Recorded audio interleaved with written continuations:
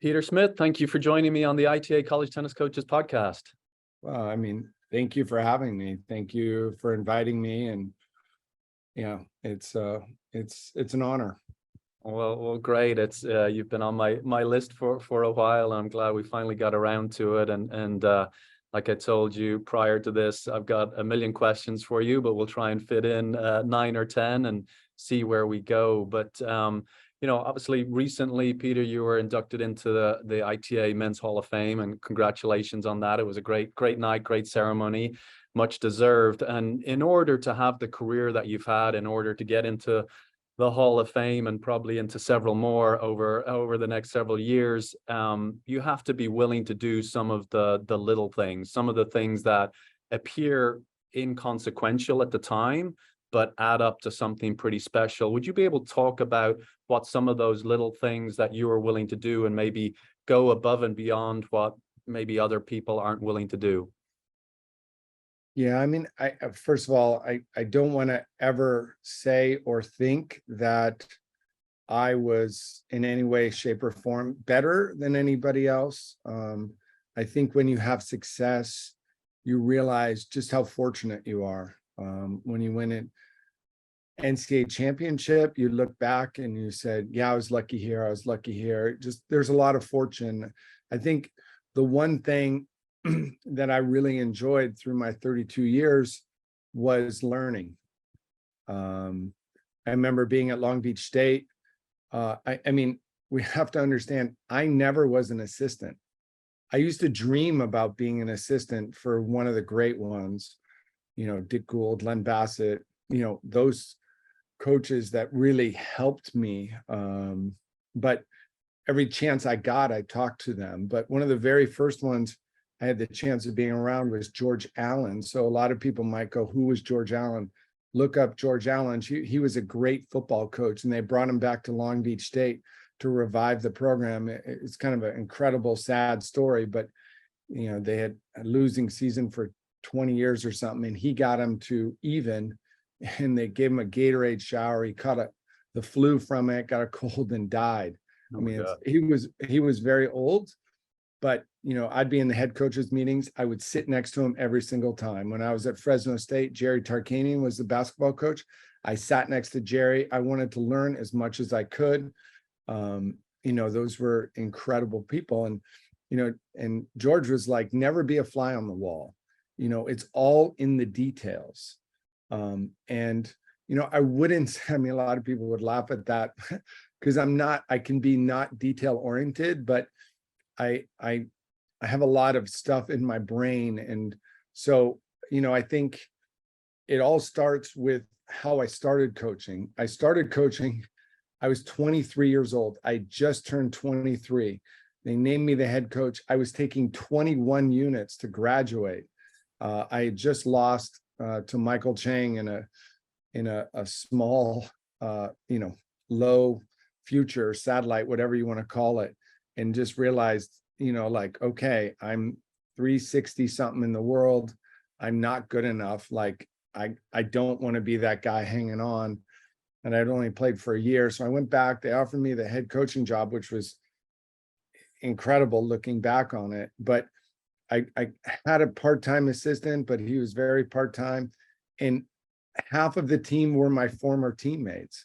So I turned to them and I use them as my assistants. And so I think what I always enjoyed, look, I'm a relationship guy. I love relationships. It's what drives me. But I always just enjoyed my relationships with the team. And I really felt like at first I coached it like I was a player. And there were some bad parts to that and some good parts to that.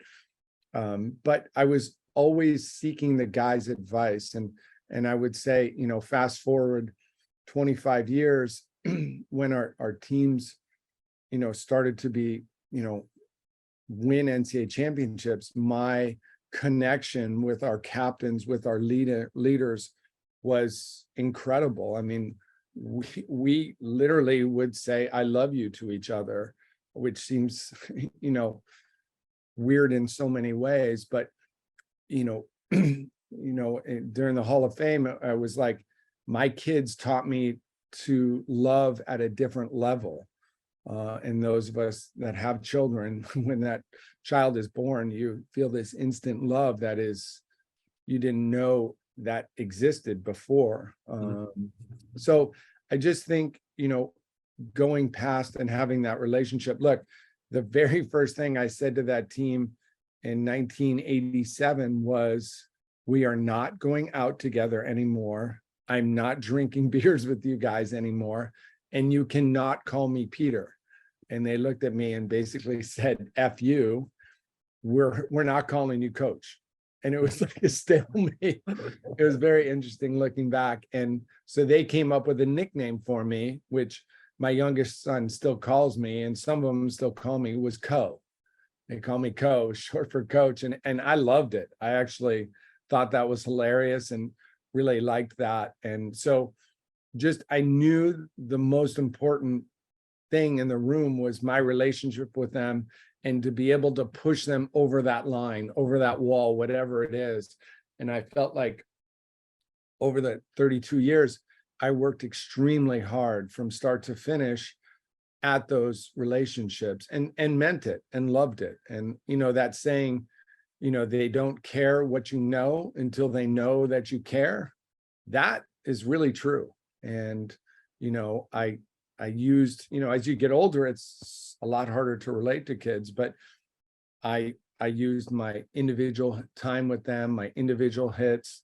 I made sure all of them got individuals with me, and I used that time to ask them about other things as well as work on their game. Yeah, in my research for this conversation, Peter, I read a blog. I think it was one of your former players wrote it, and he talked about that sometimes you'd write a note and put it under their hotel door the morning of a match, and they'd wake up and they'd read the note, and it obviously meant the world to this player and others. And those were kind of, I don't know if that's true, but it sounds like those are the little details that go a little further than maybe coaches recognize, that meant so much to so many players. Was that story true? And Yeah. things I mean, like that you did? that was Rossi. I mean, that was the funny thing about Rossi. I mean, this is kind of awful to say, and I wouldn't recommend this. Rossi was the only player I ever got into a physical altercation with. But he's an Aussie, and sometimes that's how he settles his disputes. I think he might be proud of that too, but he gave me a Christmas present that year with him in a fighter pose, and we both got a laugh out of it. And, it happened, but he was just, is this amazing guy. He's a mental coach now, and Sure. does amazing work. But, he kind of talked about soft skills, which it was kind of funny when I read that. I was like, huh, I do that. I always just trusted my gut with a lot of things, and listen to someone like Coach Gould is like, I think coaching everybody the same is a mistake. And you coach them a little differently, but you treat them all fair. And there's the individual, and then there's the team.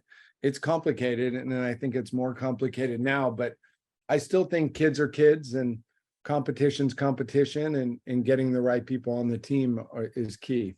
Well, that's what I wanted to spend a few minutes on, with a few questions around recruiting. And I joined Fresno State 6 months after you left for Pepperdine, and you took some really good players with you, but you also left some good players, and you seem to be able to establish this great mix of California-born players and international born players, and obviously you probably did that at Long Beach and did it at Pepperdine as well. But how did you figure out you're 23, like you said, you weren't an assistant coach, but you figured out international coaching without any or international recruiting without any websites, any social media. Maybe you had a fax machine and a phone, but how did you figure out that part of the equation as a college coach? And then again, what encouragement or advice would you have for young coaches in developing their own international network? Yeah, I mean, I think it's about knowing people and knowing people in Europe, knowing people in different countries. And, I don't think I got my first big international recruit till I was at Fresno State. I did, it was kind of funny. I wrote one of them today, David Fontaine, who was kind of my first person. He played for me at Long Beach State, and I still keep in touch with him.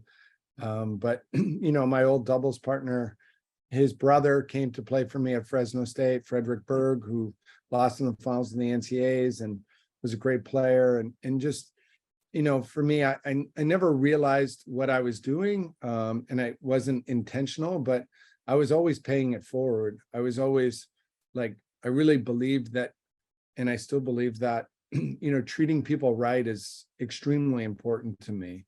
I'm far from perfect, but that's always my goal, is to have a great experience with everyone, no matter how I'm feeling inside. So, I think I built up some, that's how I was able to coach my former teammates is, they trusted me, they knew me, even though I always tried to be real and regular and all that stuff.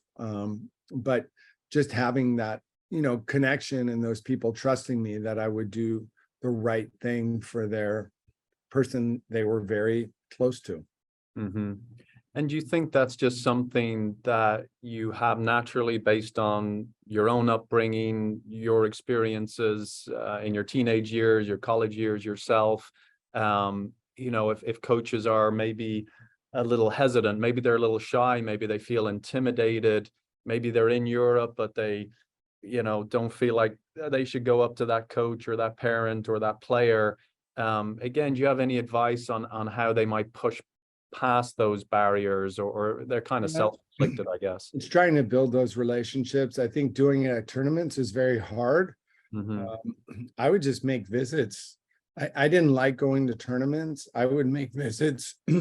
Like I can remember going to Bostad in Sweden, which is not a bad place to go to in the summertime. So that wasn't too hard, and just going there and meeting people and getting to know people and trying to, going out and having dinner with them and, a beer or whatever, and just building those relationships. And maybe that doesn't happen, that year, but maybe 3 years down the road, there's a good player, and just, just trying to have those things. And, I hated going to tournaments. I thought it was such a rat race, and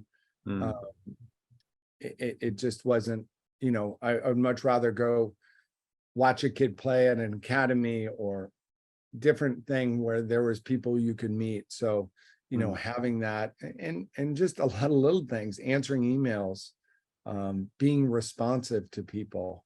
Daniel Kucherman emailed us. So, it's interesting. That's important, all of that stuff. Yeah. So did you have any type of system then? So you'd meet somebody in Europe. Again, back in the day, we didn't necessarily have access to the tools we have now, but did you send them a Christmas card, or No, would you? it wasn't that kind of hokey. Yeah. That's for sure. It was more just building that relationship. I know that, like, I've had teams where I had too many Americans. That's terrible. I get it, to say that even. But I just feel like even now I see my juniors going off to college, and there's so much that they expect and want. And when you get a guy from Europe, they're like amazed at everything we have here. They're amazed at these facilities. They're amazed at all of the resources every college has. And, look, when I was the coach at Fresno State, there wasn't much there. I remember when Frederick Berg came on his visit, I didn't show him our courts. That's how bad I felt they were. I took him out to Sierra. We did practice out there and things like that. So it's for me, it was, I didn't have this, I never had this grand plan in my head. I never, or written down. I think I was always had these intentions in my head and trusting my gut and, just being the youngest of five and having a good upbringing and things like that. It was, yeah, it wasn't, I didn't write things down, and I just kind of trusted myself. Okay. And then, especially as it relates to any team, but I guess I'm maybe more interested in your best teams, because now you're recruiting the best of the best. And were there any really good players, and obviously don't name names, but were there any really good players that you passed on because there was a few red flags that came up in the recruiting process? And what were those red flags? Well, for me, I made some mistakes when I went to USC. We had a terrible team our fourth year. They won it the year before I came, but really we had no one come back from that team. We just had, well, I shouldn't say no one, but we had Ruben Torres, who played 6. Yes, Ruben, you played 6. And Denny Longray, who played 5. And what I didn't know is Coach Leach, he was a master. He told, it was his last year, so he could make any promise he wanted, but he told, hey, Ruben, you play 6 this year, you're going to play 3 or 4 next year. Well, he was retiring. And so, I put Ruben at 6 the next year. He still holds it against me, but, I wanted to have kind of an all-American team, and that was a mistake. But I learned that I stopped looking at rankings, to be quite honest, and it drives me nuts. I call some of my friends, and I guess, they've heard it all, but in today's world, they're only interested in 3 letters, right? The UTR, and that drives me nuts. And one of my worst teams I had over 32 years was at USC, and there were a lot of highly ranked players on that team, but the team just didn't mesh. And so I stopped looking at rankings and started looking at who I wanted to coach. Obviously the players I recruited were ranked high, but I intentionally didn't look at rankings. I was looking at the person. Do I think will this person get along with me? Will he fit in with me? And I'm a kind of, I'd like to think that I'm a what you see, what you get type of a person. But, working hard with my players always. But, it's hard. Sometimes guys, when they get to 18, they're a little done. They're done physically, they're done emotionally. I mean, tennis is a rough sport. And, I think a lot of people, when they get that scholarship, they think, all right, we got across the finish line. And really it's just the start of things that matter. And it's hard to judge that. It's hard to see, it's like having someone on an interview, they always give you your best thing. So, you're talking to people, the friend of the coach or the parent who watched him play. And, outside of that, you're just trying to get a good base. And really it all starts with my first phone call. With my first phone call, I tell kids what I'm about. I'm about the team. I'm about, I always told people, if the team is great, it'll rise you up. And, a lot of my counterparts did the exact opposite. And, people love guarantees, and, people that believe guarantees, I lost some good recruits, and go back, someone like Marcos Giron, I would have loved to have had, who's a great guy, great player, had a great career at UCLA. But, I remember telling him, I think you'll make the top 6. Well, that wasn't something they wanted to hear. Right. But I think through that, I got people that really, really cared about the team. And that's not to say someone like Marcos didn't. He was the best, but but I was explaining what I wanted, what I needed, and I think that resonated with guys when they came. It was all about the team. And look, I was extremely lucky with someone like Robert Farah and Steve Johnson. that they really loved the team aspect of it. And they played into that, and everybody followed their lead. They didn't follow my lead, they followed theirs. Right. So I think it's not about recruiting the best, but it's about recruiting the right. And I think the more I got to know myself, who I was as a person, helped me attract the right people, you know, that fit into my team and fit into the culture that I was creating and wanted. Mm-hmm. And that culture piece, Peter, you talked about some of those mentors early in your career. Is that something you were picking up from them, or you just again kind of instinctively knew this was the type of culture you want to? Again, it's an individual sport, but the team component was something that was front and center, or how did that culture piece come together in your mind early in your career? Yeah, I mean, I think first of all, look, the biggest influence to me was Dick Gould. He was extremely kind, always had time for me. I loved to ask him questions. I would ask him questions about his salary, about recruiting, about coaching, about everything. And no matter what, he always had time for me. So he's just one of those individuals. And I just spent a lot of time watching, but I also knew what drove me. I used to have a saying that we would have serious fun. I didn't believe that training hard would be unenjoyable. I Mhm. thought you could train hard and still have a blast doing it. Mhm. We played a ton of ultimate frisbee, which as my career went further, it kind of guys weren't buying into it like they were. They wanted a stopwatch and things like that. But I can remember on our off day at NCAs going and playing ultimate frisbee for an hour and a half, which to me, I only did that once, but it was an off day. We didn't need to play tennis. It was great. And I did that sport because soccer, American guys got hurt in soccer. The Euros made us look foolish and I was terrible. But I felt, we played ultimate frisbee with a football, but it was too fast and guys were getting hurt. But with a frisbee, it hung in the air so guys could see where they were and they weren't as likely to get hurt or hurt each other.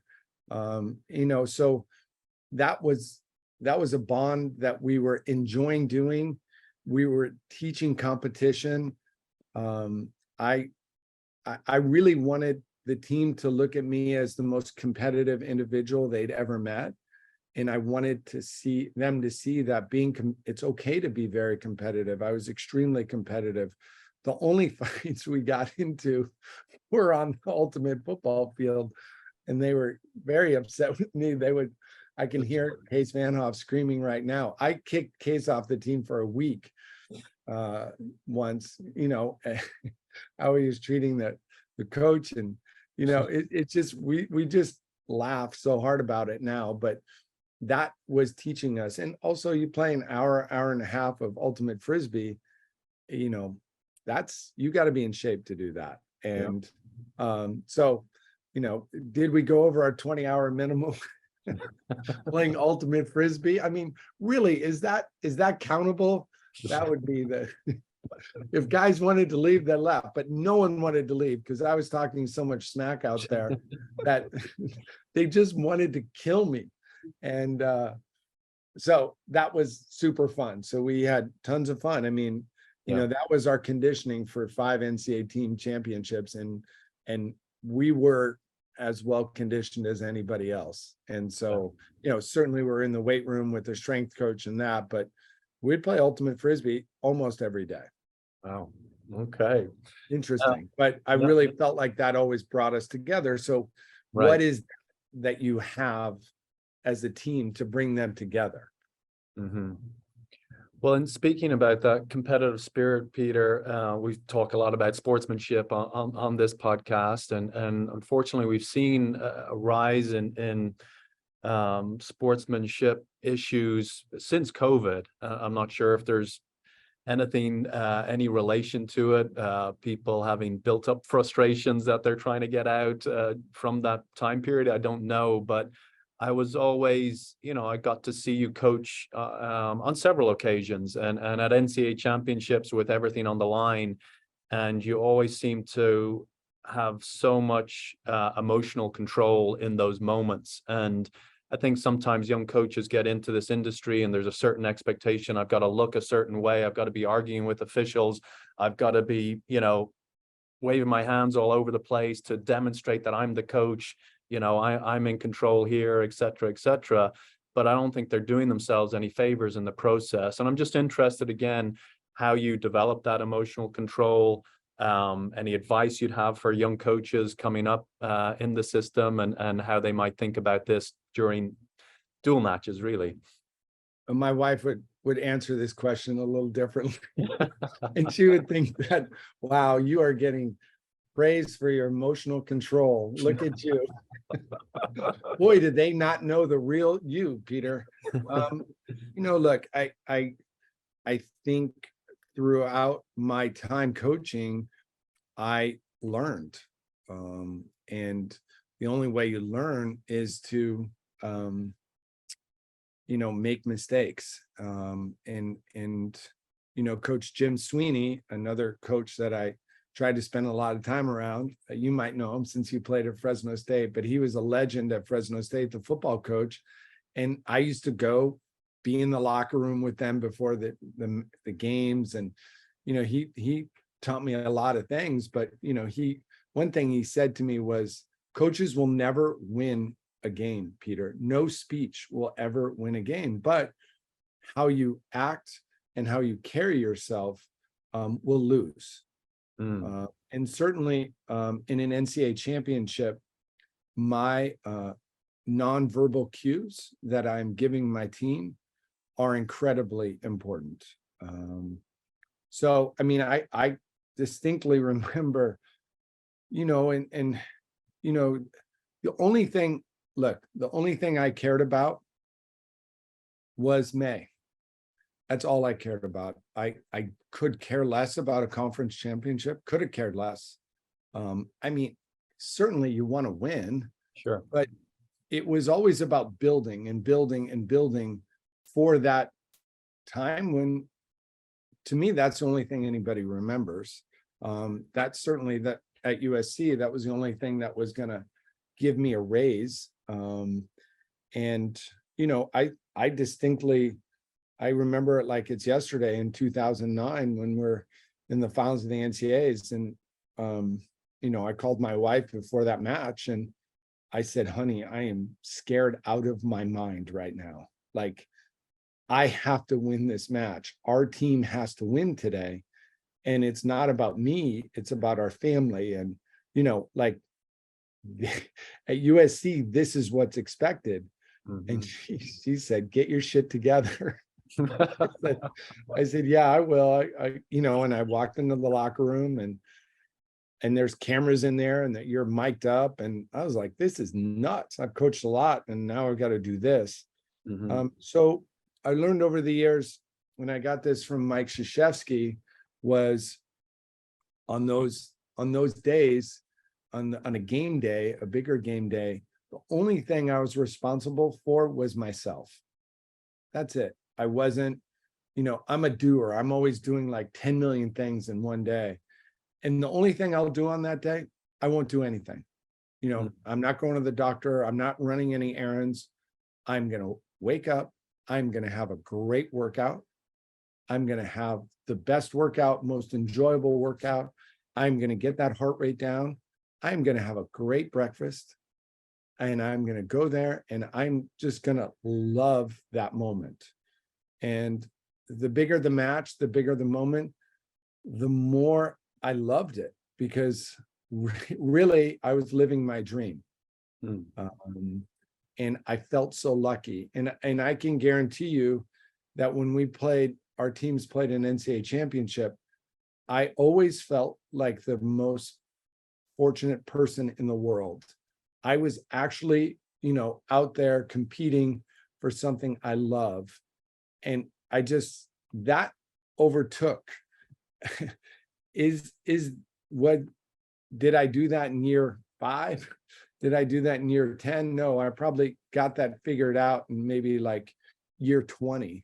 But getting yourself under control and being a positive example for your team was and is the most important thing. And, when I go to a wedding for one of my former players and guys come up to me and tell me about the relationship we had, I mean, that's more important than an NCAA championship. Those relationships is so important. So I used to always say, like, we always think that winning takes care of everything. It just kind of creates different problems. You win once, now you've got an expectation to win again. And, so don't always think winning takes care of it, but how you handle yourself in the moment is so very important. 32 years, I got one coach's warning. And I would say this, that I always had my stuff together unless my kids were playing. And I remember once a player walked up to me and he said, "Oh my God, I've always thought you were the coolest dude, but you're losing your shit right now and your son's playing, but you don't want anybody to see this." And I looked at him and I was like, "Please don't tell anyone." But at the end of the day, you're the leader. You have to carry yourself the right way. And I always believed that having officials on my side was a better thing for my team. And I also think officials get treated so poorly that we just ran a ITF men's and women's, and I love all the officials. I love hanging out with them, and they're people that make the world go round in tennis. And so treating people properly is very important, and treating officials terribly is not doing anybody favors. And I watched, and we can name names, but I really, really, really, really believe the first 3 NCAA championships that the other coach lost their cool. And a very, very interesting stat was, I believe, and I'm not a stat guy, but in 5 NCAA championships, we never lost a doubles point until the finals. And 3 out of the 5, we lost the doubles point. And I watched those coaches and they would lose it. And I think you have to know yourself, and the pressure is so great, and you think it's so important. And I don't know, it's just a game. It's just, I used to always tell my team, we're not curing cancer out here. There's a reason we're not on the front page. We're back in the newspaper. I mean, there's no more newspapers, but it's just not as important as you think it is. And how you handle yourself is way more important than the W. And so you don't want to get too high during the season, and you don't want to get too low. I always loved the national team indoors because I got to feel the energy, and my team got to feel the energy of the other top 16, 15 teams in the country. And, we won that once. And I remember Yannick Hanfman was in the finals. He was going to play a set for it. And he sat down on the bench, and we were playing a set for the national indoors. And I said, well, I see some benefits to us winning this, but I actually see some benefits to us losing this set. So don't worry about it. Just go play your tennis. That was it. That was my speech. And I really believed that. It wasn't that big a deal for me to win, but people want to win a little bit too much now. It's about building your team. And to do that, you have to be the leader that they all look up to. And if you're losing your stuff, how can you ask them to have any discipline? Right. Well, thank you, Peter, for sharing that, your game day process and your thoughts on that particular topic. And I really hope every young coach listens to what you just said, because I think there's absolute gold in there. So thank you, and giving a shout out to our officials as well, which it's just not an easy job unless you've sat in that chair and recognize how hard it is to call the balls and get it all right. Yeah, I just encourage our coaches to treat our officials with as much respect as they can. So but going, you talked about your focus on May and winning it all. Was that one of the drivers for making the moves that you made? You started your career at Long Beach State, you went to Fresno State, you went to Pepperdine, and then ended your career at USC. What were some of, and I'm sure you had a million offers to go here, there, and everywhere to coach, at athletic departments all over the country. But we're in July right now. We have a lot of coaches changing jobs, considering jobs. Should I make this move? Should I not make this move? Again, any advice you'd have for coaches as they weigh up, making that move or staying put as to where they are currently? Yeah, I mean, look, I was at Long Beach State and they dropped the program. I collected unemployment for 2 months. Back then you had to go wait in line to get your check. It was tough. And going to Fresno, and look, I have to say that coaching in Fresno in a lot of ways was the most enjoyable. I think that goes to where I was in my life. I had just gotten married. My wife and I moved away from her parents and my parents, and it was just her and I. And so it really felt like that. But, Fresno was such a great community. We loved it. But we knew we wanted to get back to Southern Cal. And, so I kind of looked at UC Irvine. I kind of looked at USD, San Diego State. I can't remember, but for some reason, and I would say blindly, I don't know. I always had this faith in myself that maybe I thought I would get Pepperdine. I knew it was crazy when they hired me. Brad Sini, who was a senior on the team, he said, "You realize you and the assistant will be the 7th and 8th coach I've had since I've been here." So I knew there was some turnover there. I knew there were some issues, and I was fortunate to get it. But I just was kind of holding out for that. So, who would have guessed we would have had the success we had at Fresno State? Yeah. Being top 5 in the country is unheard of. Quarterfinals of the NCAAs. I looked at that. We were round of 16, quarterfinals, round of 16. It was a little easier then because it was regionalized, but you're like, wow,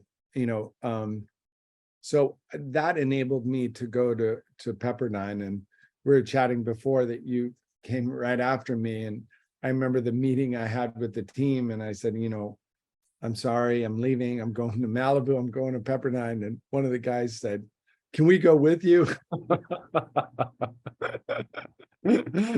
So I took a few with me. But you opened up a scholarship for me, so thank you. There we go. It worked out. It worked out for everyone. Yeah. But then when I was at Pepperdine, I didn't think I was gonna leave, but I was frustrated that I was being out recruited by SC and UCLA. And I felt like I was just as good a coach. Being a young man, I believed I was better, and I was frustrated that I couldn't get the better Americans. So I got offered the USC job without even being interviewed. Looking back, I really didn't interview for any of those positions. It's kind of remarkable. Wow. I'm fortunate now to be at the Jack Kramer Club, but I interviewed for this job in the middle of the pandemic, which was weird enough because everyone was wearing masks. But I was like, I've never really interviewed for a job. It was it was different and stressful. I mean, of course I met with people, but Mhm. they had kind of already made decisions. So I had to blow it, which is very different than I've got to earn it, you know, in the interview. So when they offered me the USC job, I wasn't even at home. I was at NCA's. I called my wife and she's like, "What are you doing?" And I said, "Well, you know, it's kind of always been a dream to coach there." She goes, what are you doing? You said the dream was Pepperdine. Now you're saying the dream's USC. I was like, go with me, honey. But you know, it was a great move. And you know, it's obviously when you go to schools like that, it's just a different ball game.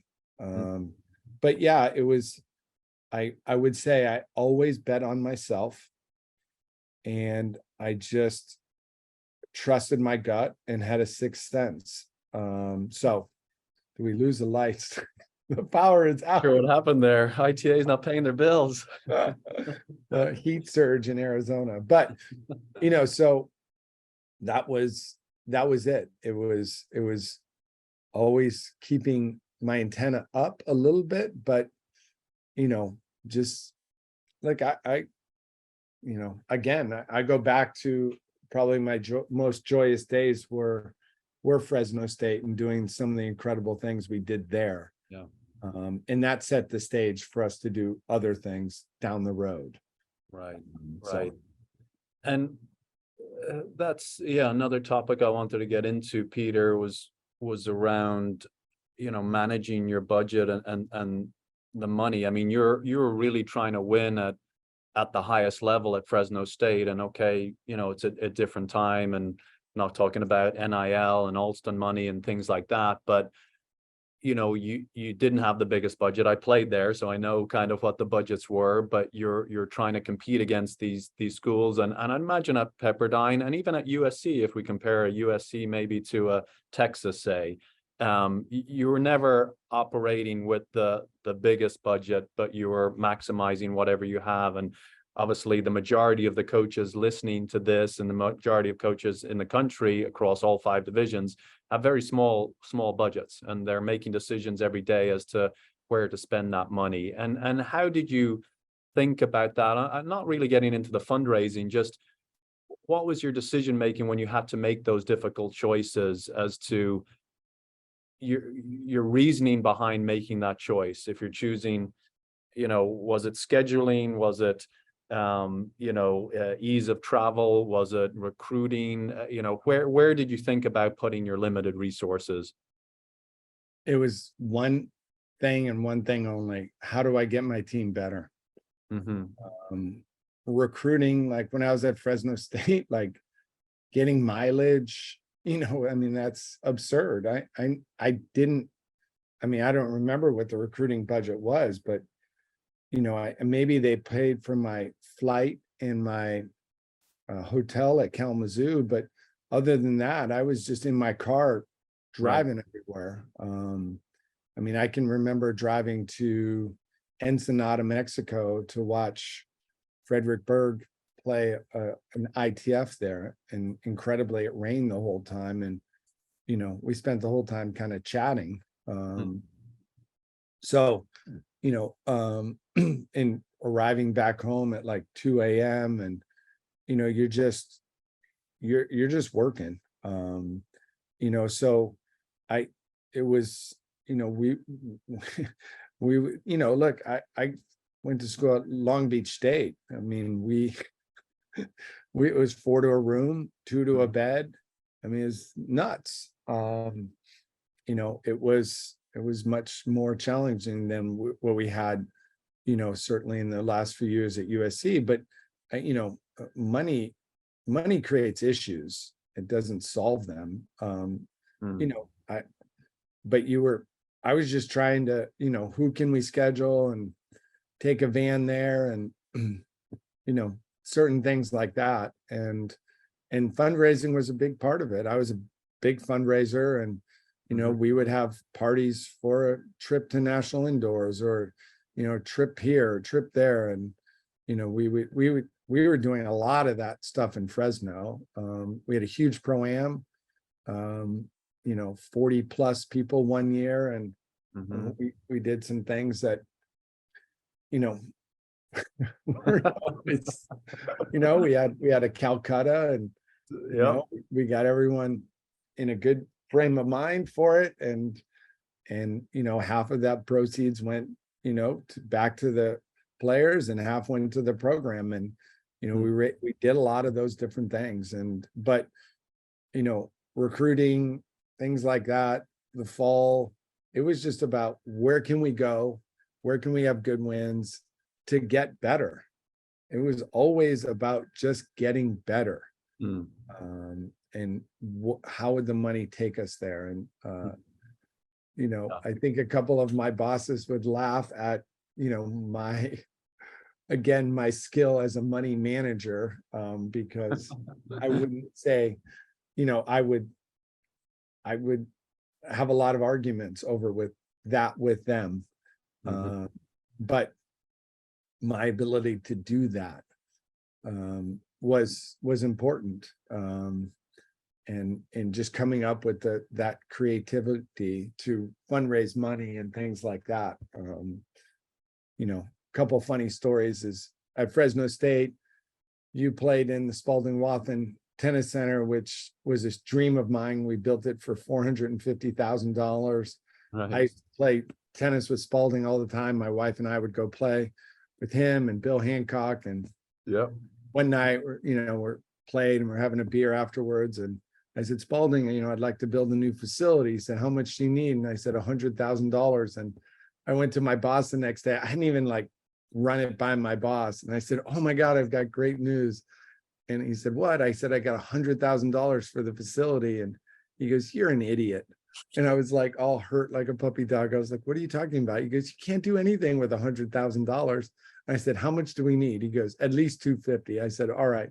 Next week I went back. I was like, hey, Spalding, I made a big mistake. We need 250. And Spalding's like, sure, no problem. And I probably could have got 500, but all of that stuff was important. And when we won at USC, I would give out national championship rings to a lot of the prominent boosters. And when it Mm. came down to it, one of our boosters really stepped up, and because he was treated right. And again, it all goes back to taking care of people, treating people right, doing the right thing. And that's what I tried to do for a very long time, is treat people the right way. Okay. Well, Peter, I'm going to get into some kind of rapid fire questions, but please don't feel like you need to answer them quickly. It just I'll ask them quickly. So, is there a book, passage, quote, video, podcast, or something else that had a major impact on your coaching career? Yeah, I mean, when I was, there were no podcasts. I think the best thing about being a college coach, and the hardest thing I struggle with now, is, I work 6 days a week now. And let me tell you, that Sunday or Saturday goes by very quick. And Mm. when you're a college coach, sometimes you can work 100 hours a week, whatever, you're traveling, but then you'll have a downtime of 2 to 3 weeks a year, or sometimes a month. December was usually pretty easy. June was pretty easy. And I would spend that time getting better. So I would devour books. Krzyzewski, Bill Walsh, Phil Jackson. Probably one of the best books I ever read was Let the Scoreboard Take Care of Itself by Bill Walsh. Mm. I feel like you could do a class around that book.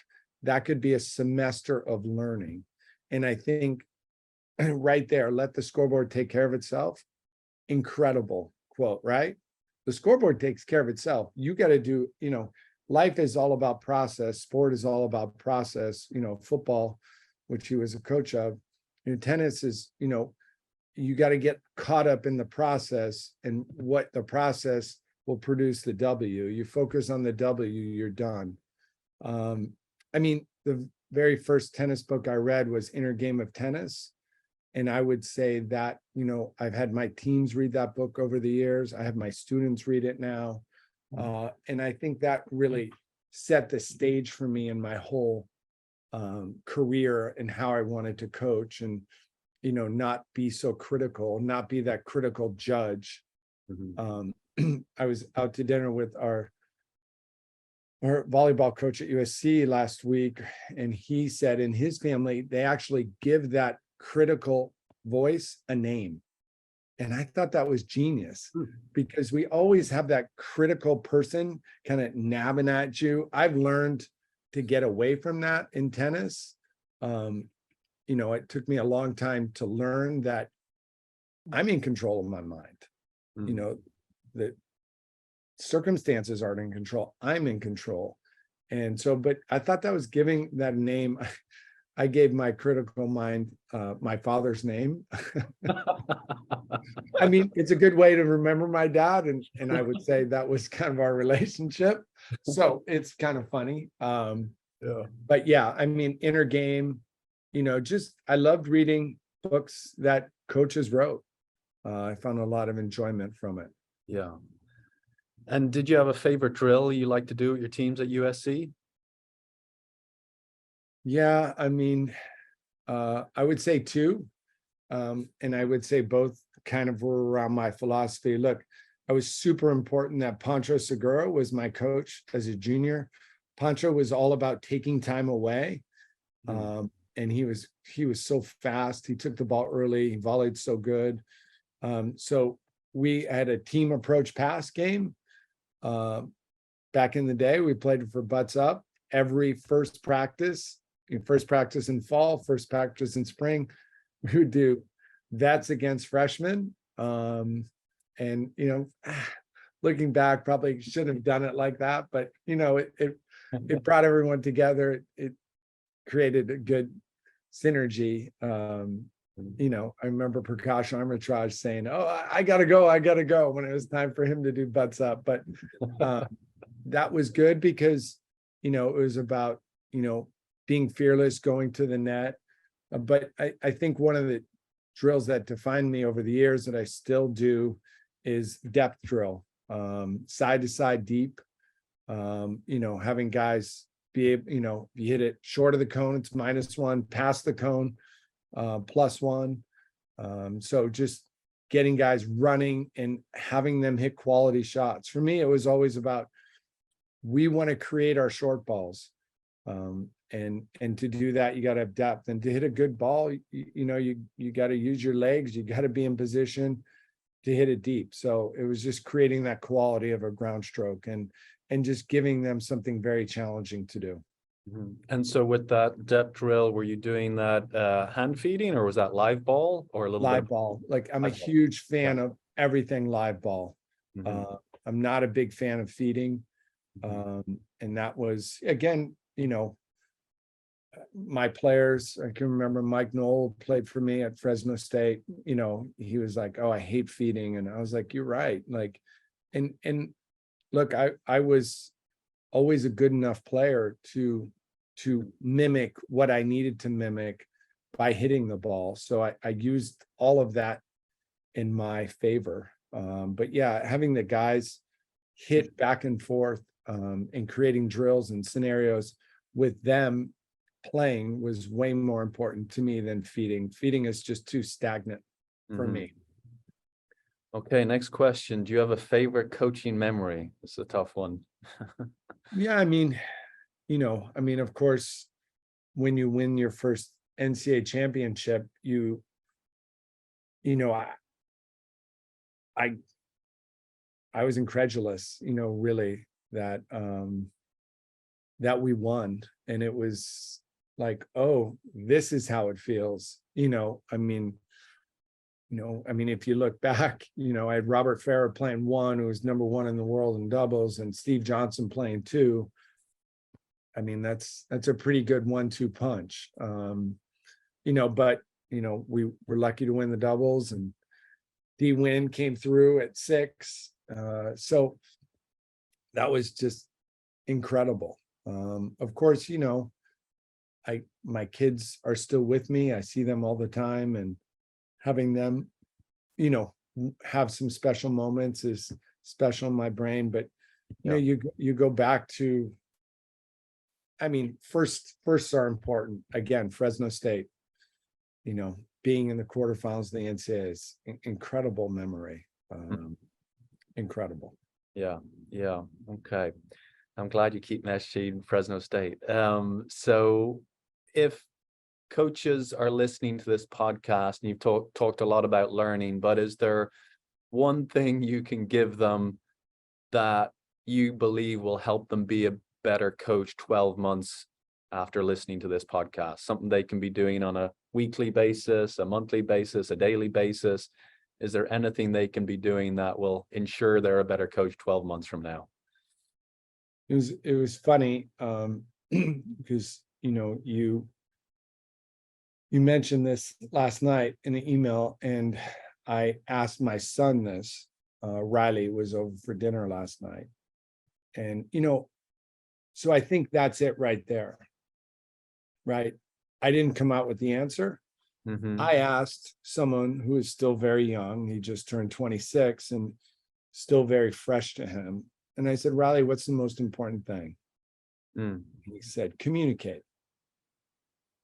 He goes, I felt like that's what you did really well. And that's what coaches need to do better.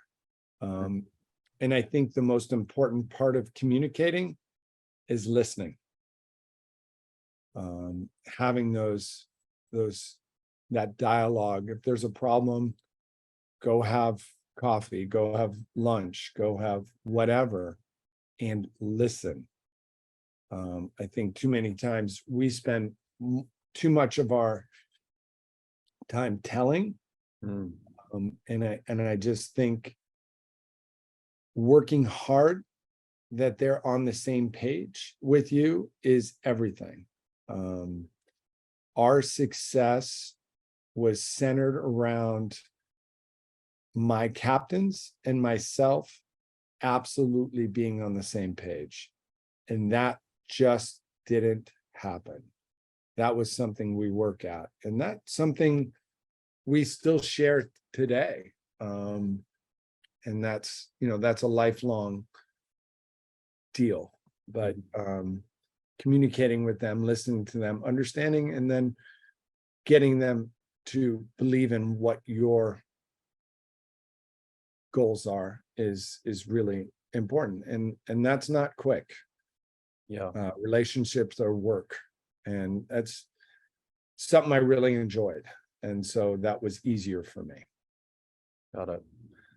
And Peter, last question. Like I said, I have a million questions for you, but is there something through your years in coaching that you often receive questions from other coaches, or maybe your assistant coaches or players that you coach who transitioned into the coaching ranks? I guess what I'm asking, is there something I should have asked you that I didn't, that you think comes up a lot with college coaches, and any final words of advice?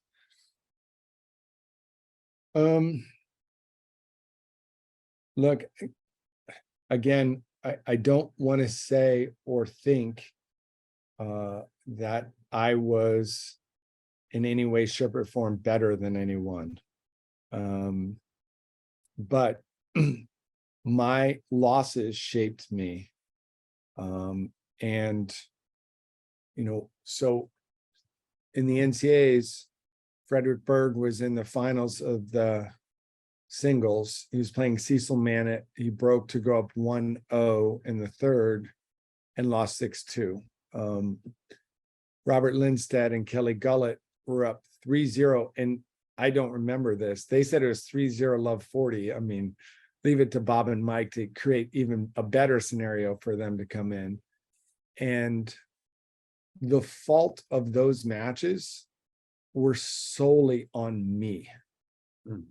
I didn't do a good enough job in an individual. But look, hey, when you're in the finals of the NCAAs in anything, it's a team effort.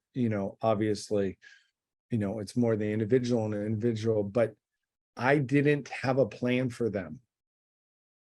And I promised that would never happen again. So, it's very delicate, and I don't want to say this and have everybody like start doing crazy stuff on the courts, but I was not afraid to make a call. I was not afraid to have plays for my guys, much like a basketball coach, much like a football coach. Again, you have to have a flexible mindset because not everyone needs it or not everyone wants it. And certain players do certain things, but being able to make the call to chip in charge or kick, serve, and volley or get in. I mean, sometimes I would coach in the middle of the point. I would coach in between first and seconds. And I mean, people used to get really irritated with me that I had, look, I walk a certain way. My chiropractor said I have some issues with my Achilles, so I walk on my heels, but I would not want to ever run. I would always walk across the court. I would talk to my players. I would make them feel comfortable. But I would tell my guys, like, I'm going to be right 75, 80% of the time. And I think you're going to be right 50, 60% of the time. So again, it's like forming that relationship. So in that moment, they trust you and they believe in you.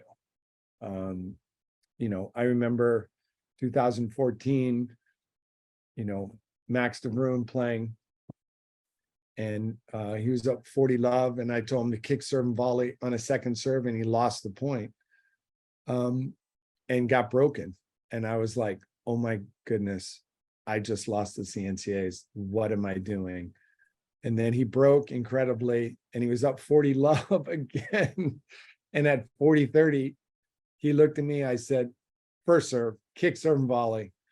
Let's get out of here. And I said, we can't lose this twice. and we played the odds, but having the guts and having that relationship that the guys trusted you and believed in you in that moment, I think is very important. And my first semester was always spent teaching guys how to volley. Steve Johnson didn't need to learn how to volley, but and I knew that pressing, going forward in those big moments still worked. Yeah. And creating that, whereas it might not work for 2 years, but you need to have a complete game to win. Pretend you've been there before. I would say that. I've said that a lot to my sons in our different competitions, but to the team, let's act like we've been here before, guys. And having fun with that moment. That's really, really, really important. Yeah.